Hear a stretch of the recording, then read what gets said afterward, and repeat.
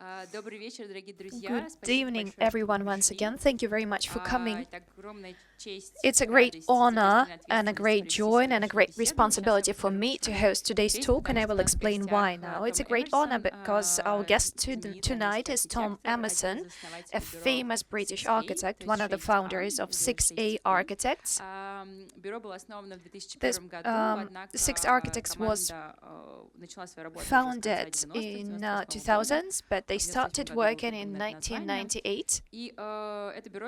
This office is famous for the projects that deal with both architecture and art.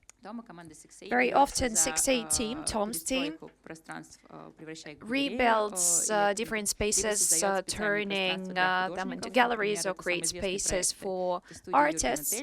The most famous project by them is maybe Jürgen Teller's studio and South London Gallery, transformation of the 18th century mansion into a space for contemporary art, Raven Row Gallery. Now they are working on a huge project in New York, in Manhattan, together with the Foundation of Contemporary Art. This project does not have the official title, so I can't even disclose the details now. Please follow the news on the website. And the second, I would say, hero of our today's talk is also of our atrium piece. Her name is Monika Sosnowska. And that is why I have today double responsibility. Monika is not a very public person. She doesn't like to give interviews. She doesn't comment on her works. So she delegated it to us, Tom and I. Tonight we are going to talk about her architectural installation. And you can see photos of how this work was created. The piece is titled Exercises in Construction, Bending. It was created here in Russia, inspired by the Russian architecture, namely the avant-garde architecture. We've gathered tonight for a public talk, so we are going to listen to Tom. He will contribute his perspective, that of 6A Architects, and we are going to share our perspectives on Monika's pieces. Monika's method emerged in 2000s. First, she worked as a visual artist, then she moved to environmental pieces, to architectural installations, and in the 2000s, after she returned to Warsaw from Amsterdam, Monika found herself in a new context when the buildings of the 60s and 70s were either demolished and treated as rubbish, or they were decorated somehow in a posh manner.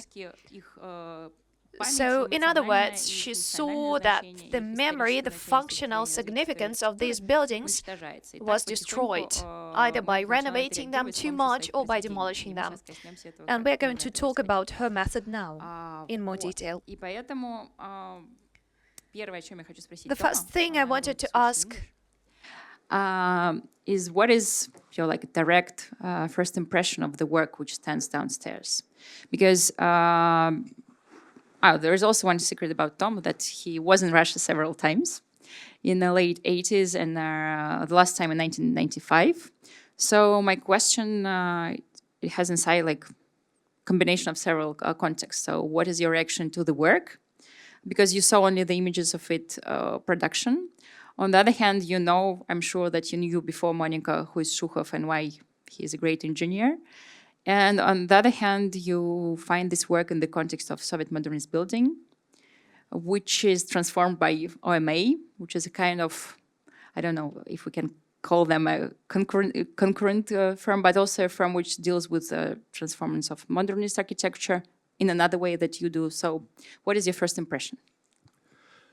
Goodness, we're starting straight in at the deep end. I mean, it's been a really interesting day because I've seen the images that are going on behind us as they were happening.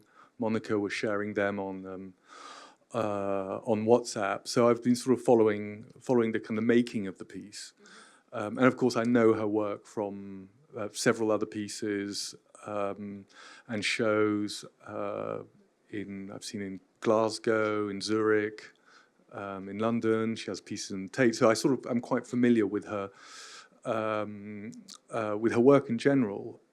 Since I think she had a show at the Serpentine Gallery in round about 2004 or 5, which is when I first saw it. And I saw the work a long time before I ever met her. So, so to some extent, the journey through a certain kind of very precise prism of modernism, or a certain type of modernism, is maybe what I would expect of her.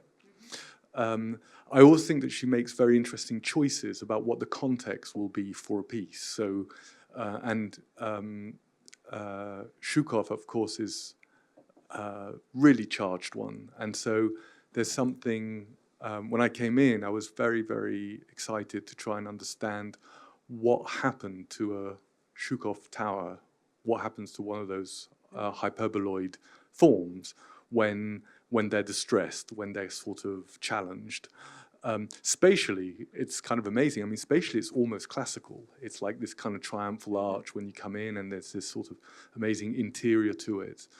So it has a certain kind of monumentality when you come in.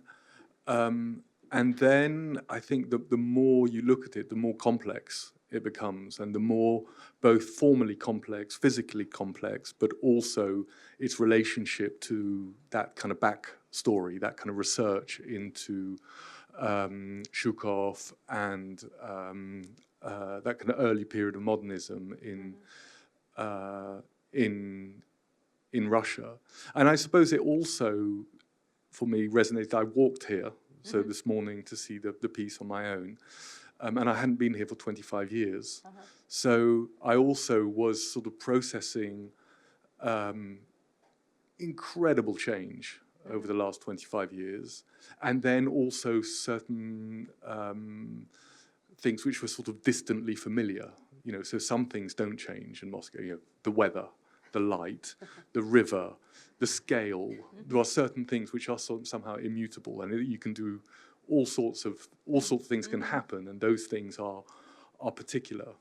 So by the time I arrived, I was feeling kind of almost slightly kind of drunk in kind of urban impressions.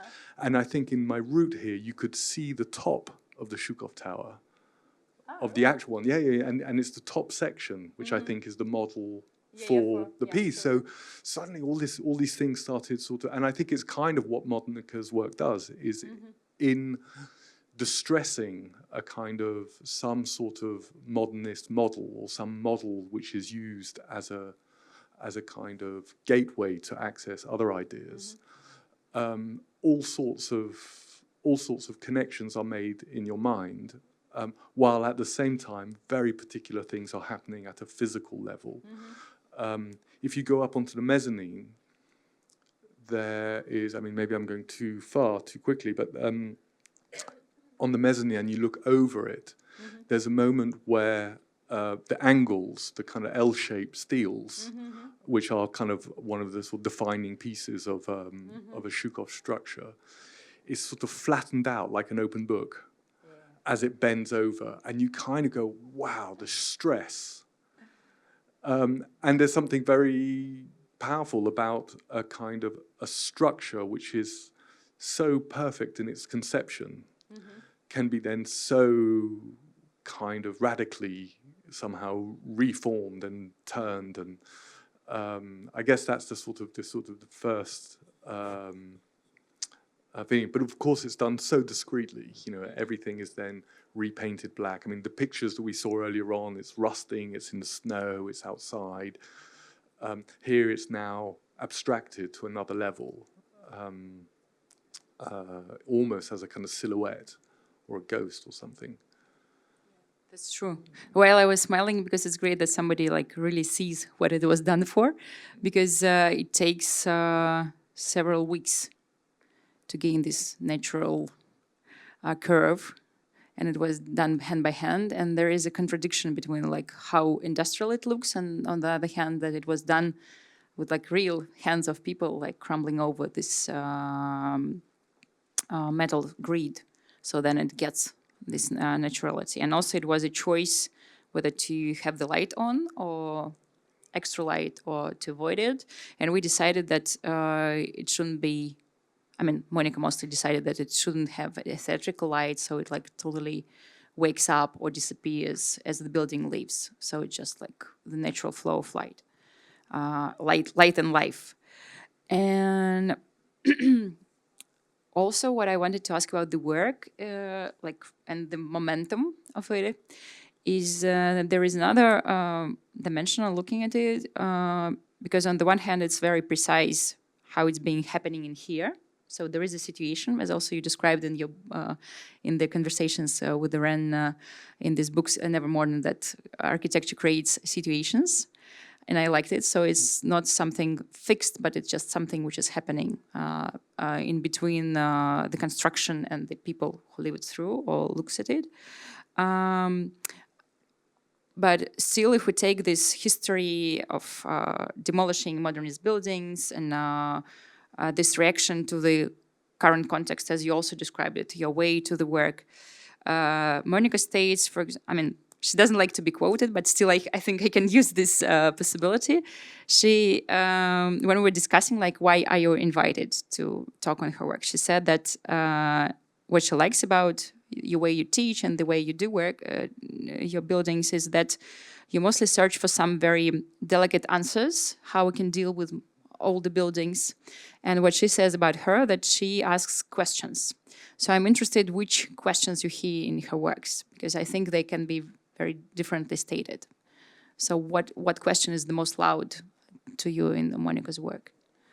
Okay, I'm going to preface the answer with something else, just so that I've got time to think. So that's quite complex.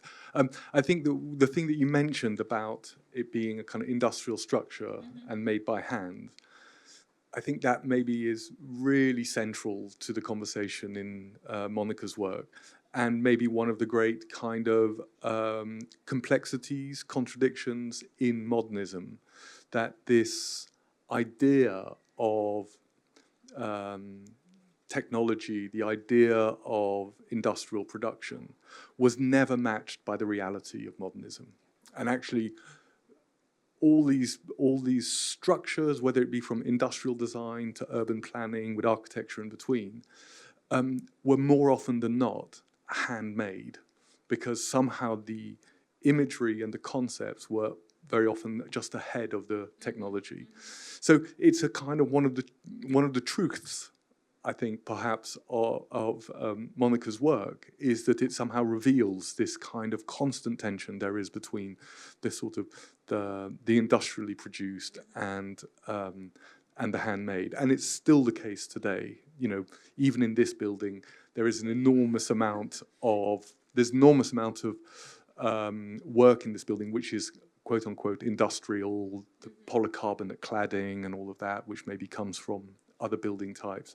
But then, of course, it's totally hand assembled. And then you even said that, you know, there were some bricks painted by craftsmen from Italy who, you know, in the foyer. So we live in this constant tension between, you know, how things are made, how they're intended to be made, and what the reality is.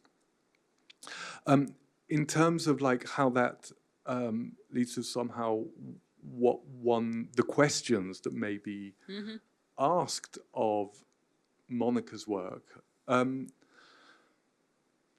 whether they're questions, rhetorical questions, or soft statements, maybe is a kind of a moot point. But I would say that it's almost like I would describe this piece, and maybe some others that I've seen of Monika's, in like 4 broad categories. I mean, I'm looking at this picture here behind us. One of them is to do with context. And I think that she has a very profound interest in how the world is formed around her, and particularly how it changes. And we know from her photographs of Warsaw, sort of earlier on in her career, I think that she was very moved even distressed by how Warsaw was changing after the fall of communism, and then the incredibly kind of fast introduction of capitalism and the way that it destroyed a kind of communist Warsaw and the loss involved in that, and there's a kind of pathos in that. And I think that her work deals very much with those themes of context and change, demolition, destruction, and loss, essentially, at a kind of political level, at an emotional level. So I think that that's always in her work, and in trying to find some sort of subject that will be able to explore that story of how things change, of how systems change, particularly that moment, which I think is both geographically and Monika is at the center of geographically, but also in time, that she would have been, I mean, she's younger than I am, but she would have been a young adult when all of this was going on. So I was, but let's say in 1989, 1990, I guess we were both quite young, so that moment was incredibly formative, both, I think, to people in Eastern Europe and in the Soviet Union, of course, but also in the West. I mean, so all of that was happening on our TVs. And I came to live in East Germany for a year because somehow it felt like this is where the world was being played out. Oh, really?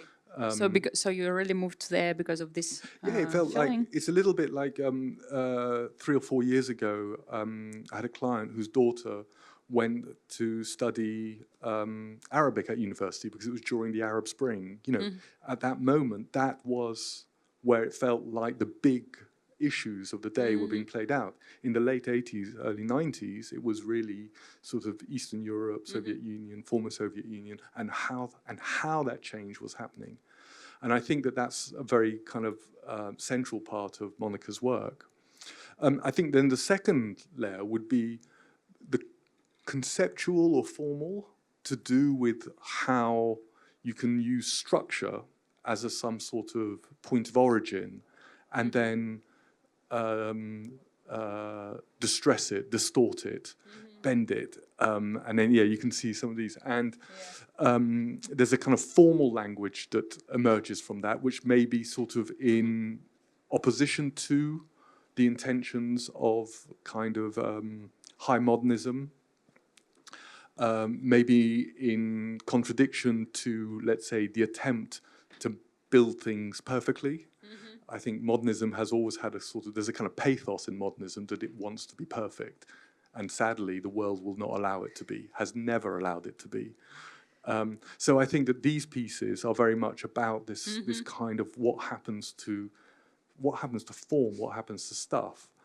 And then I think that the third level, which is really a process-driven one, which might be, call it the physicality of it. That in order to do these works, they are not fabricated in a conventional way according to a plan that you have. There is no plan. I mean, I'm sure there is at the beginning. At the beginning, there was a model, but then till the last 2 hours, we didn't know will it finally fit and stand or no. Because it's really a challenging process. So the more elegant it look, like the way it is looking so elegant now, and so like naturally it stands here, it's like totally contradictory to how it was happening. It was one of the most difficult install that we ever had. I'm sure, and also she works in steel, which is steel in the kind of the pyramid of modernist materials. It's right there at the top. It's the king and queen of modernism.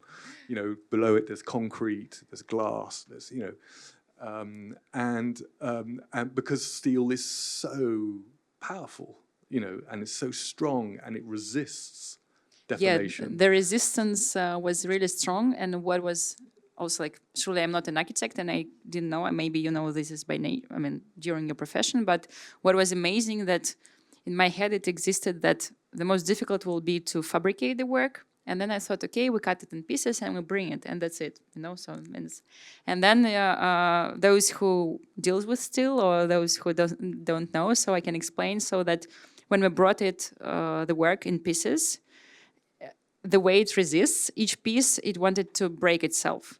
So it had extra steel grids to fix it, and then so it was again another human power to make it put together. And so the welding was piece by piece. So it's like a small, like meter, 2 meters to connect it. And so it was still resisting and going totally different way that we planned. And even what was amazing that together with Nastya, who was the manager of the work, we saw at the welders that even though they worked with steel a lot, they never worked with hyperboloid. And so we saw that the first several days, they were like, they were very poker face finally, but we saw in their eyes that they are totally kind of not knowing how it's happening. So even to them, there was a duality of how they met this material and so what was happening. So yeah, I mean, I think that that's absolutely, I think one of the fascinating parts of the work, because all of these sections, so the L section, which is the basic building block of this piece, but also of many others, L sections, I sections, all of these have been designed by engineers and industrial production not to fail, not to bend. You know, their reason for being in the world is to succeed at making structures. So the fact that Monika sort of somehow takes them away from their natural course and makes them do these things, which essentially is the one thing. I mean, maybe this is where her work is not architecture. I mean, it's not architecture in lots of ways, although it's architectural, is that, you know, it is my job to make sure things don't fail, right? It is her job to push them to fail and even go beyond that to invent something new. And that takes them outside of the realm of architecture, and then kind of there's a certain violence in it. I mean, I think you can feel that in the object that there are forces at play that are way bigger than any of us. I mean, if any of these pieces went, you know, escaped, they would chop us in half. You know, so there's a tension in the kind of form, in the spatial quality, which is really physical, and I think also very intuitive. Like, you know, these are forms that even Shukov and his kind of brilliant formal mathematical mind could not have conceived of that form, and certainly couldn't have analyzed it. You know, so it's this somehow, I think it's this argument that there is between the intentions of a structure, particularly of modernist structures, which generally rely on very stable geometries, and then her kind of unruliness to somehow challenge it and take it to somewhere else. Which is why I think the work is very architectural, because we can all see architectures in it, but it's not architecture. You know, it's broken it's broken rule number one of architecture. You know, and I just, while listening to you, I remembered that there are two legends. I don't know which one of them is regarded as the most apocryphal or the most truthful. How Shukov invented the hyperboloid. I don't know if you know them. So one, which is even was fixed in the book, and I saw it in the book even for kids, that there was a period when he went to learn mathematics, and just recently, at that moment, appeared the drawings of this rib. Not to the rib, but this bone, where it had the curve, and so the bone where the leg is fixed. So that's like the hip bone. Yeah. And then I was sure that, I mean, I like this legend because it's like very, I mean, I like the idea that people learn something from people's body. And then I was talking to someone, and I don't remember who.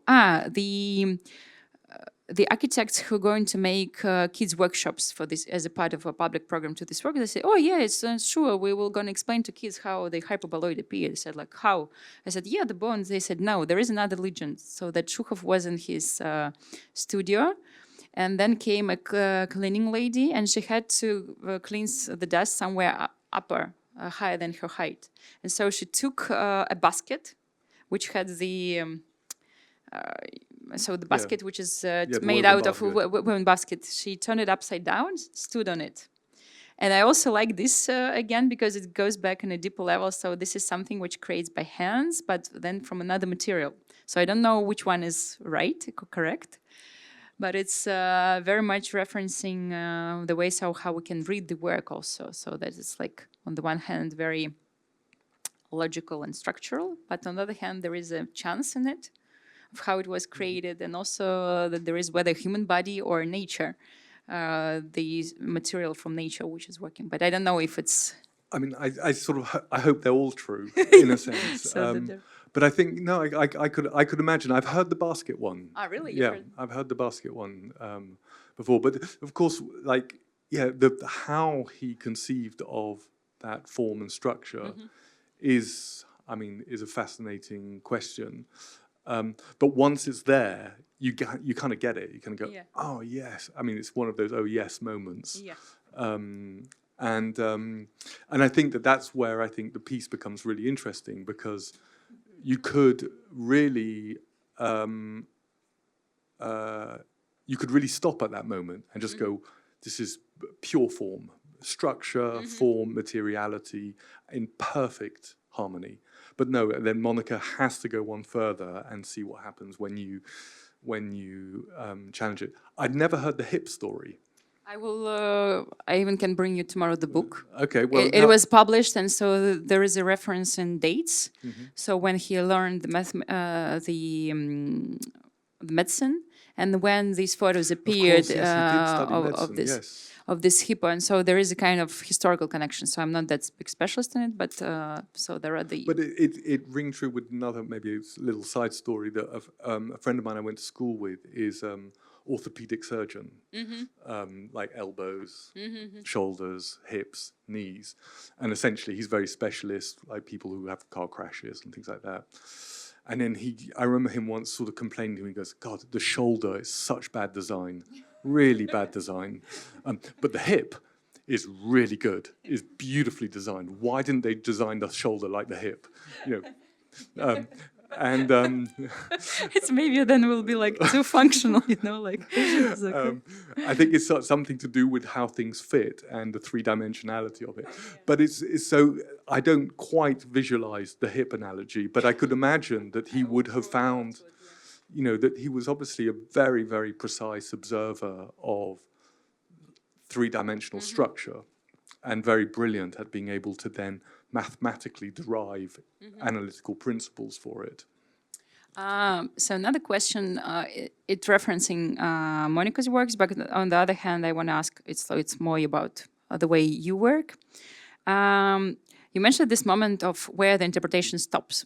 Or like, and how whether the architect or the author or the writer or the artist create this possibility to stop or not to stop for several interpretations. And I like how you described in the Venice Pavilion that you made, which was devoted to one of the buildings, transformed the Covent Court.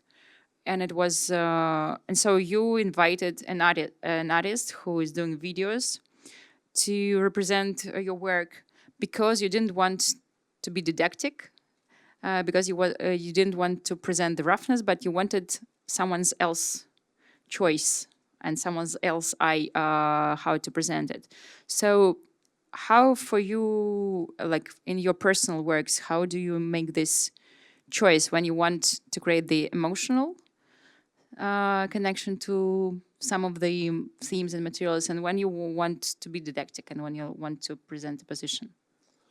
Well, I think that there are several levels to that as well. So in that case, we did a building in Cambridge, student halls of residence called Cowan Court, which it was a competition. We won the competition. We designed it and got it built. And it is quite rough. It's really, it's a kind of, it's next to a brutalist college from the late 50s, early 60s. So brick and concrete. And then we made a kind of, you could say, a brutalist building, but out of timber, so really raw. And then the curators of the Venice Biennale said, oh, it's very physical, it's very like intense. Could you do an installation about it? And one of the problems, I don't know as a curator whether you would agree with this, exhibitions about architecture are somewhere between unbelievably difficult and impossible. I agree. Because the work is always mediated. Yeah. Right? So And we can go outside and see Monika's work and it's the real thing. There is no other version of it. Yeah, absolutely. It is it. And with architecture, this is the real thing. This room, this building, this city. You put it into a biennale or into an exhibition and it's either a picture of it or a model of it or a drawing of it. And it's not the thing. And I was very, very concerned to not make a bad model of this building, like a one-to-one sort of pavilion of it, sort of bad art. And then I have a friend, an artist called Ben Rivers, who's a filmmaker, who makes very beautiful, quite sort of dreamy kind of poetic films, but always analog. He works very much with the medium of film. And the chemicals, he even processes the films himself, and then when the processing goes wrong, the color goes. And so it's a very sort of imperfect and analog process. And I thought, well, maybe it would be more interesting not to show a fragment of the building, because it's not the building, but maybe we could make a new work. And so we just spoke to Ben and sort of said, would you make a film somehow about this place? And there's no agenda about promoting the building, or you don't have to make it look good or make it look bad. There's an environment, particularly a natural environment, because the landscape's very important. And could you just go and make a film? Which he did, and I think he did a really beautiful thing. And he brought into it a poem by John Ashbery called Trees Down Here. He filmed it in the snow. He brought animals to it. I think there are owls and snakes, and so the whole thing becomes a kind of allegorical film. And that to us was much more interesting than, let's say, putting a fragment of a building that is not really a building, because then it's not even artwork. But it's one of the problems of architecture, that it's the only way it can be properly exhibited is by being in the city, in the landscape, in its full reality. So this is the choice how you want to present what is not there. But I think another time you're doing this choice when you convert one building with all the use into something new. So how do you make your choices here in this question? Like, what do you want to keep? What you want to reveal? Because you described in the book, it's described that you 6A have forensic curiosity. I liked it. But it's understood. I mean, it's understandable, so that you make so how precise you are into looking, so how curious you are into digging. But then anyway, you have to make the choice: what of these findings you keep to present to the audience, or what to keep secret. So how you try to balance it. Okay, so there's probably in there. I mean, before we do it, my partner and I, Stephanie, my partner and I, we never really know until it's done. So it's you could say it's generally a kind of retrospective concept, because while you're doing it, while you're doing the research, you don't know what you're going to find, right? So in some cases, you could say that it's well, in all cases, it involves a period of research, of documenting, of trying to find out. Sometimes it's, let's say, through like examining situations like this, like the reality and all the traces of a place. Sometimes it's what's not visible, so documentary photography or accounts, things that happened that are gone now, but you either you have a picture of it or some other documents, and that somehow start making a kind of narrative. And at the most extreme case, a project we did recently for Milton Keynes, it was what didn't happen became the subject. So it was a place that was planned in the 60s, a new town, and some of it was built, but a great deal of it wasn't, for lots of reasons, political, Some of it was too idealistic. And actually, the material that became the most interesting were all the things that never happened. So it became a kind of, like a sort of double negative. And essentially, so there's one element of it which is about trying to examine this context, trying to reveal it, but not like a historian. So that's, I would say, the different. And I'm the son of a historian. My mother's a historian, and she thinks that my method is so amateurish.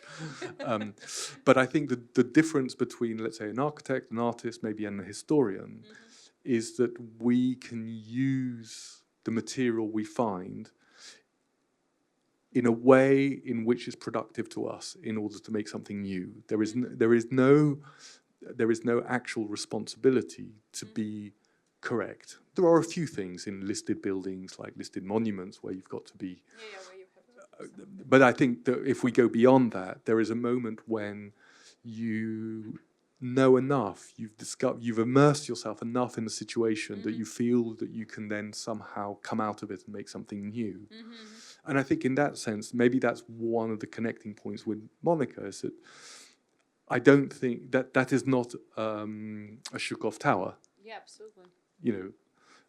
It's an installation in its own right. It may have a lot to do with Zhukov, but it's not a Zhukov tower. It's something else. And she has researched, and both Zhukov, but also the context that he worked in, intellectual, political, and then made something else.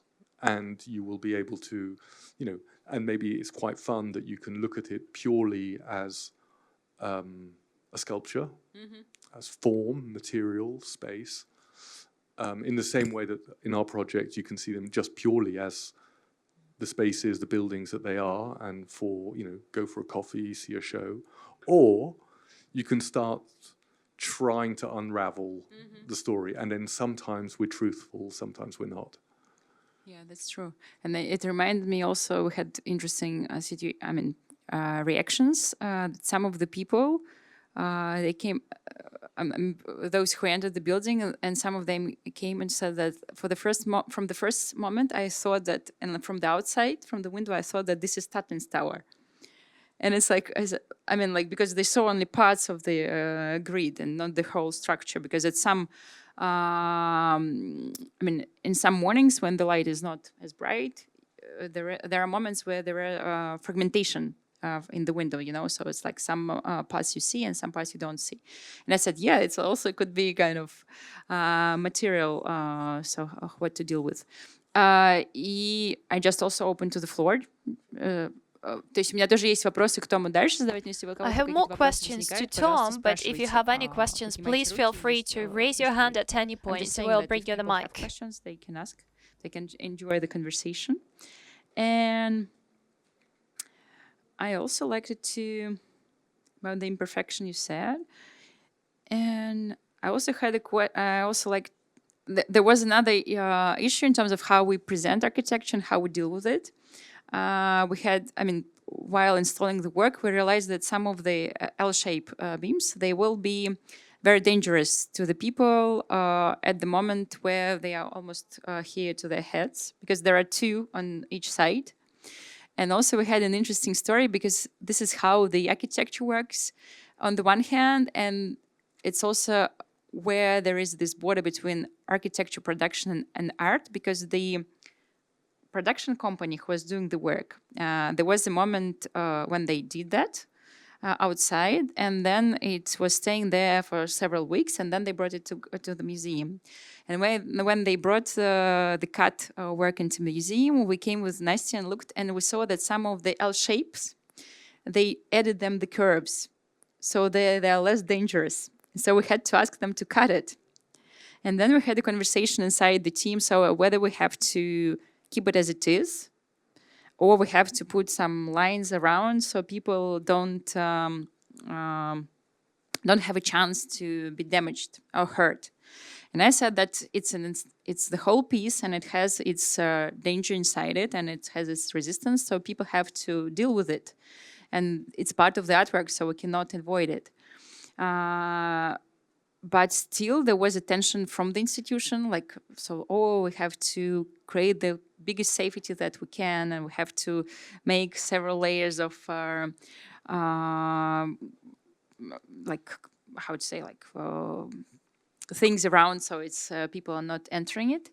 And so it's again opening up the questions like how, and I like that the way you said it, that don't take the architect's production as a fact, take it as a provocation.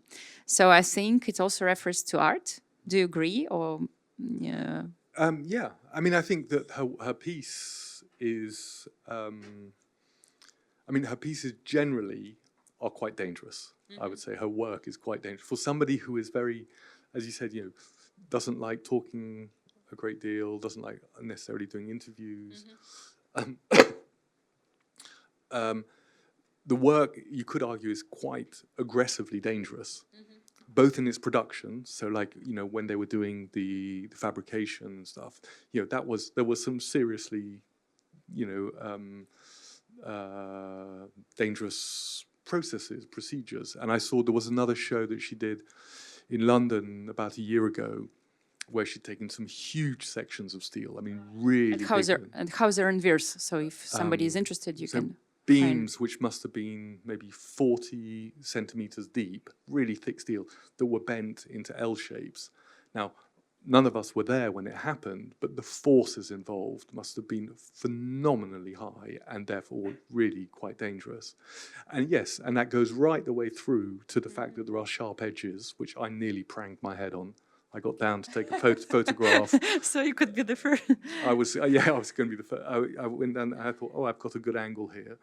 Looked at my phone, stood up, and it just went like beside my face. So yeah, no, there's always an element of danger, and I think that's part of the content of the work, that there is a sort of a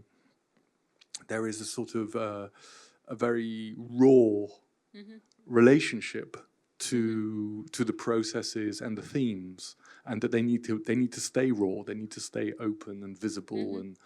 And now, of course, that institutionally, yep, that becomes your problem. And hopefully people will come in and eyes open and alert and enjoy the piece. But there's a very famous moment about a year and a half ago, 2 years ago, in the Serralves Museum. Do you remember this? No. So in the Serralves Museum, there was a huge Anish Kapoor retrospective.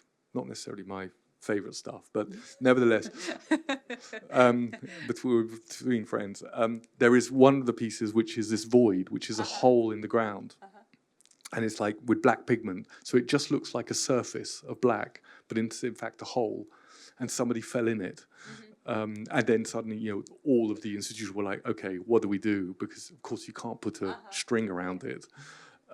But maybe, I mean, I don't wish anyone any injuries, but I think that it's important that art is able to be true and real and not overly processed by regulation.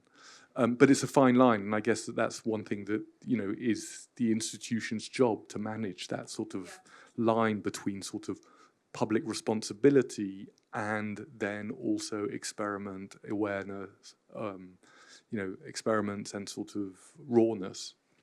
Yeah, for me, such situations is also where I understand like what is the role of curator, because I'm always up for such dangerous things, and I always try to like push harder the boundaries of the institution. So that's like, let's see how people react. Because also there was another issue that everybody, some of the colleagues, they were worried that kids will run into it. And so I saw you the video I brought yesterday, my kid. I didn't think of that it's kind of reply, but my son ran all over. But also parallel to the tower. So he didn't run under it, because I think that kids naturally feel where it's danger.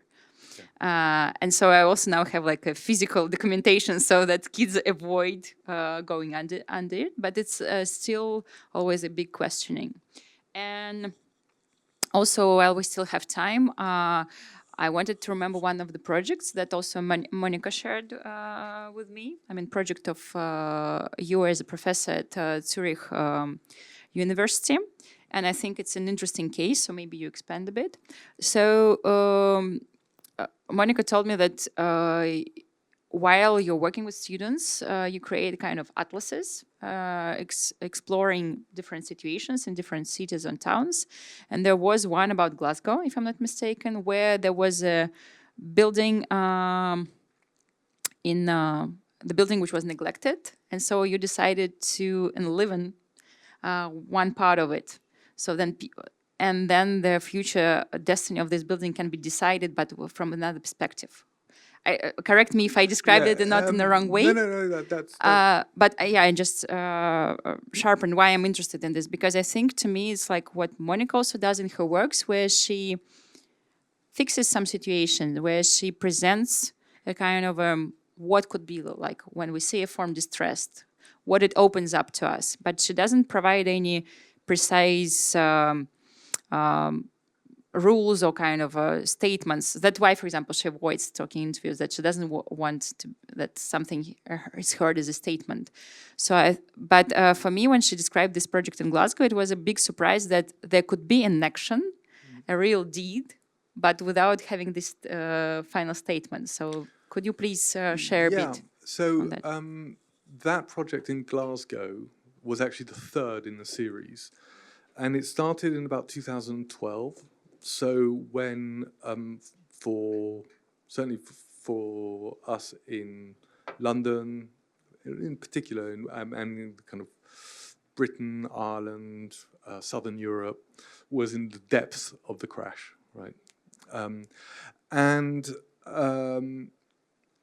Essentially kind of, a period where suddenly, capitalism had failed at a really kind of epic scale. And that caused a great deal of reflection on all sides. And one of the things that emerged, and this is, I won't go into the full story, but we discovered a town in Germany that was disappearing. It was the biggest textile city in Germany in the 19th century. And then through various events, end of 19th century, First World War, Second World War, GDR and all of that, essentially this place had gone from having 400 textile factories to being empty. And it's like, and we thought, how can a major European industrial city go? What happened? So we went to find it, and we found this kind of city called Forst as this extraordinary ruin. And then we started thinking about, like, documenting it, first of all, like through drawings, so it became this atlas. Very, very detailed drawings of its landscapes, of its buildings, of its infrastructure. And then that led to a whole series of studies about post-industrial Europe. And the most epic one in Europe is Glasgow. So Glasgow, which had been, at one time, it was the second wealthiest city in the world. It did all shipbuilding and railways for the whole empire. It was a city that was built for, I think, 1.2 million people, and now there's 500,000 people living there. So you can imagine how much emptiness there is. And it's just an extraordinary place, I mean, which basically you can feel in every bit of the city a kind of a form of confidence that's gone. So it's it's this sort of presence of absence, which is really, which I think is a very important part of Monika's work, I should say, which I think is maybe why we connected on that one in Glasgow. And our students did this actually really rather wonderful study of Glasgow, of documenting all of its important kind of architectures and landscapes, designed landscapes as well as accidental ones. Incidentally, it's an irony that the one building that we did not document was the Glasgow School of Art, because it has been documented so much. And just as we finished it, the final review was the day that it burnt down. So it was like had a lot of kind of 2015, around about then. But anyway, so it was a really sort of charged moment. And then we were asked as part of Glasgow International, so the kind of the Biennale in Glasgow, to make a show. So we went into one of these empty buildings and then basically made a show of all of the atlas and the projects that came out of the atlas. And it was strangely kind of powerful. Like people, we were very nervous because it's always dangerous to be a foreigner, come and do a study of a place and then go back and show them, because we could have got it totally wrong. In fact, we almost certainly did. But nevertheless, they really liked the outsider's view. They sort of suddenly saw their own city through the eyes of foreigners, of 50 Swiss students, who were able to do things that they weren't able to do. So they were able to move around parts of town and look at certain structures that various kind of histories, sectarian histories, there's the whole Catholic Protestant thing in Glasgow. So they were completely unaware of this. So they just saw it as a kind of inhabited landscape. And I think it has some themes in common with some of, let's say, the way in which Monika tries to examine the consequences of change and try to sort of see what happens when things disappear, like modernism in Warsaw, or Zhukov is obviously very present in Russia, in Moscow, and in the mind, but maybe not nearly as many of these things. Yeah, and also with Zhukov, what is important that, for example, the closest tower, which stands here, the radio tower, it's on the one hand, it's present, but on the other hand, you cannot, for example, get closer, because it stands on the territory which is between two, like, as far as I remember, one commercial firm and one half-state firm. So, like, companies, and so you even don't know whom to write to get an access to it. So it's like you cannot, for example, get the view which we tried to recreate. I mean, not to recreate, which happens here, which one of my favorite points, where you can look into the tower and so see these structures and grids. And to the radio tower, you can't get the access. And, for example, to the towers which are next to Dzержinsk, we have now a joke that you can charm a keeper, and Nastia and Monika and Irat, it's a research of Zhukov's, they managed to squeeze in and to get this very special view when you look through the tower to the sky. So it's like, but it's all again like these towers, it's even a strange situation because they kind of existing, and you even can get there, whether on like 5 hours car or like getting here, but you cannot come closer. You cannot see the construction closer. So it's also still like in between areas. So where again, like as you said, like we're mostly working with the loss or like with the potentiality of the loss, because with the Zhukov, I don't know how far you heard that the radio tower, it was discussed that there was an intention to move it. There wasn't, but everybody knows, I mean, I think in Russia people know that if something going to be moved, there is a big potentiality that during this process something will happen. Unfortunately, so it's like... It sounds like you're right. People agree. Yeah? Yeah, so it's like, and there was a big campaign, so it stands where it's stood, because it's surely, and it's not seen, I mean, now it doesn't work in the whole landscape as it worked at the very beginning, because it was much, much taller than the whole surroundings. Now it's like there are extra buildings, but still I think it's important that it stands there, because there is a whole district to which it is natural, to which it is connected. And thanks God there are other institutions, as there is a Center for Avant-Garde who collects all these materials around this avant-garde neighborhood around. So, скажите, есть ли у кого-то вопросы? То все так спокойно слушают. Есть ли?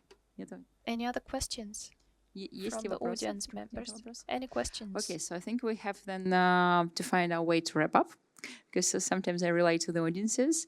And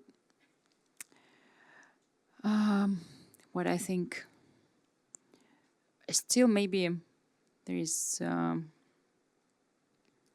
There's one question which is still very much an interest to me, if I can ask, still use the time, and then we're wrapping up to that.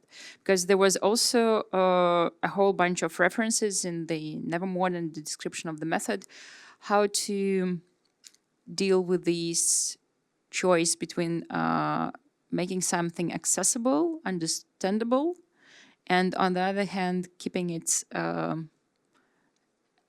still essential as it is as a network or as an art of architecture. So, and for example, this question is very important to curator, to institution on everyday level. So how, when dealing with architecture, how do you, and whether like you're thinking at all about the audience or you're not thinking, so. I suppose to be really honest, I don't think about the audience in those terms. In fact, I'm not that interested in whether an audience can read the conception of the piece. If they can, great. If they just find it as a fact, that's fine too. I think it's important. It's important to me that they feel something, and that they respond, and they feel like that the environments kind of contribute something. But what exactly is not really, because actually, we all go to places for so many different reasons, with so many different agendas, with different. One of my favorite pictures of the project we did in Milton Keynes, which has got this kind of heart-shaped neon on the front, was at the end of the opening night, there was a couple kissing underneath it. Now that was not part of that was not in the brief, right? But it was nice, and so, does that mean? Does that mean this is going to be a date place? That would be cool. Now, the fact that the neon comes from actually the very first publication about the city. Yeah, that's what I also wanted to ask you about, because when I looked at it, it looks so popish. So, and it's not so much what I can imagine about your way of working. No, it was it was a collaboration with a couple of artists. But there was a magazine in 1974, and on the cover, it was the first time that like Milton Keynes was presented as this new town. And on the cover, there was a neon heart over a plan of the city. And that was one of its sort of iconography. So we put it on the front of the building. So that's what I meant about the restoring things that never happened. This is something that only ever existed in a magazine. But no, I'm not too worried about how that people are able to, like, it's not a lesson. It goes back to your thing about whether it's not didactic. I don't think architecture should be there to teach you a lesson.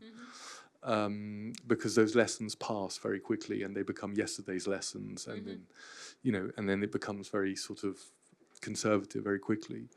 I think it's more interesting that things feel open, that maybe they remind you of things. Let's say talking about the future, let's say if we're wrapping up, and Monika's piece, it's not a Shukov piece, as we said before, but I wonder whether Shukov will change in people's minds now that they've experienced that piece. And when I was walking around town, I've seen the Shukov, the top of the radio tower before, but today it had a special meaning because it was like, that's the beginnings of this thing. And so I guess I don't know how long it's here for. It's still 19, it's like several months, so it's still 19th May. So I hope that it will happen. Yeah, so it will be in the city, and I suspect maybe a little bit, maybe a lot. It will, everybody now, hopefully, will all see that radio tower slightly differently. And I'm sure that in time, the land issues will be sorted out, and it will be, it'll be looked after. It's great it's still standing. It's a wonderful thing to have in the city. So, maybe this is just one more step in terms of making sure that stays kind of alive in all our minds. Yeah. So thank you very much. I think it's the great, not an aim surely, but the great hope to have that the artwork will influence the way how the architecture is perceived in the real context. And thank you very, very much.